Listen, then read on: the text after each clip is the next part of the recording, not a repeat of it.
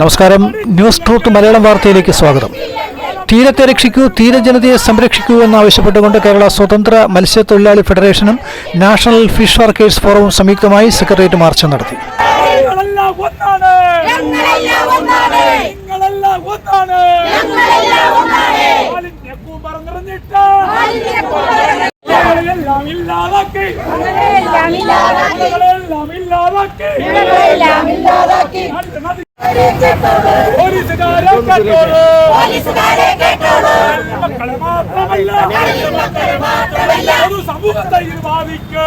കപ്പൽ ദുരന്തം മൂലമുണ്ടായ മാലിന്യങ്ങൾ കടലിൽ നിന്നും കരയിൽ നിന്നും നീക്കം ചെയ്യുക, കപ്പൽ അപകടത്തെക്കുറിച്ച് കേന്ദ്ര സംസ്ഥാന സർക്കാരുകൾ അന്വേഷണം നടത്തുക, മുങ്ങിയ കപ്പലിലുള്ള കണ്ടെയ്നറുകൾ എടുത്തുമാറ്റുക, MSC എൽസ 3 ഷിപ്പിംഗ് കമ്പനിയിൽ നിന്നും നഷ്ടപരിഹാരം ലഭിക്കുന്നതിനുള്ള നടപടികൾ സ്വീകരിക്കുക, കപ്പലപകടം മൂലം ദുരിതമനുഭവിക്കുന്ന മത്സ്യത്തൊഴിലാളികൾക്ക് നഷ്ടപരിഹാരം നൽകുക തുടങ്ങിയ ആവശ്യങ്ങൾ ഉന്നയിച്ചുകൊണ്ട് നടന്ന മാർച്ച് ഫാദർ യൂജിൻ പെരേര ഉദ്ഘാടനം ചെയ്തു.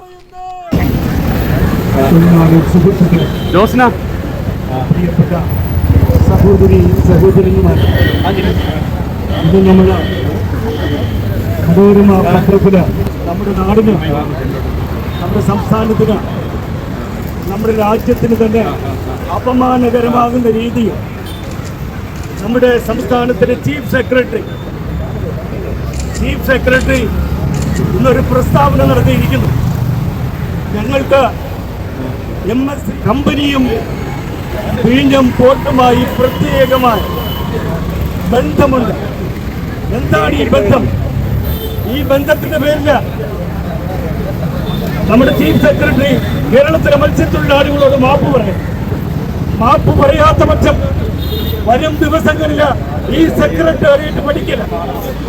മത്സ്യത്തൊഴിലാളികളുടെയും കേരളത്തിലെ പൊതുസമൂഹത്തിന്റെയും ഈ സംസ്ഥാനത്തെ പരിസ്ഥിതി പ്രവർത്തകരുടെയും ഒക്കെ വലിയ വേലിയേറ്റമുണ്ടാകും.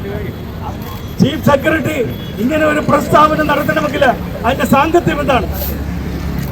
എന്ത് ഔദ്യോഗിക ബന്ധമാണ്?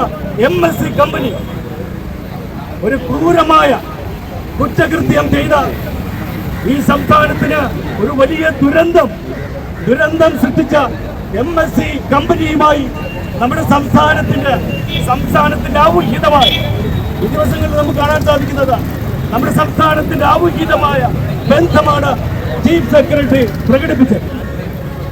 ഈ വാർത്ത വരുന്നതിന് 3 ദിവസം മുമ്പ് ഈ വിഴിഞ്ഞം അന്താരാഷ്ട്ര തുറമുഖത്തിൽ, ഇത് കേരളത്തിന്റെ മാത്രമല്ല രാജ്യത്തിന്റെ തന്നെ വികസന കവാടമെന്ന് പറയുന്ന വിഴിഞ്ഞം അന്താരാഷ്ട്ര തുറമുഖത്തേക്ക് MSC കമ്പനിയുടെ കപ്പലുകൾ മാത്രമാണ് വരുന്നത്.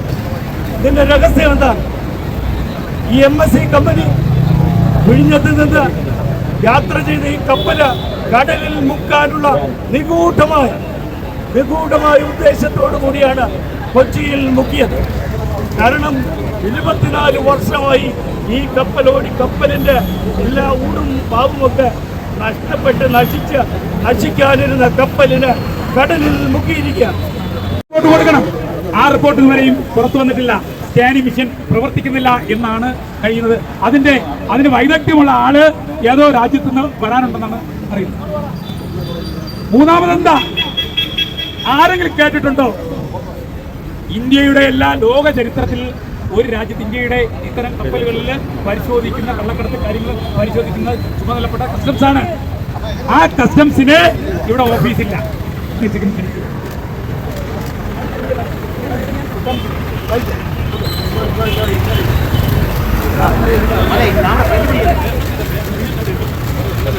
എറിഞ്ഞോ